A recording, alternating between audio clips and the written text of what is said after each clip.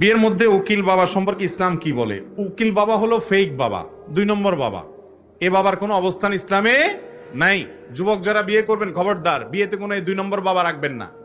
আমাদের এই অঞ্চলে 2 নম্বর বাবার পরিমাণ অনেক বেশি।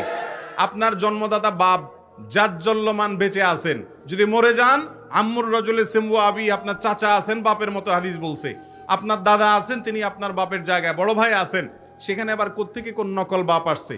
জলজন্ত বাপ বসা বিয়ের মজলিসে আরেক বেটার ডাইকায় না বলে যে উনি হলেন উকিল বাপ। লা হাওলা ওয়ালা কুওয়াতা ইল্লা বিল্লাহ। বিয়েতে কোনো উকিল বাপের কোনো সিস্টেম ইসলামে নাই।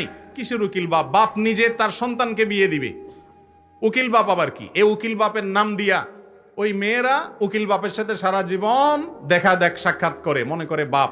ওই নকল বাপ নকল সন্তানের কাছ থেকে হাদিয়া তোফা পায়, সারা জীবন বিশেষ কেয়ার পায়, যত্ন পায়, যে উকিল বাপ। এই পুরা জিনিসটাই ফেক এবং 2 নম্বর। কোনো উকিল বাপ টাপ নাই।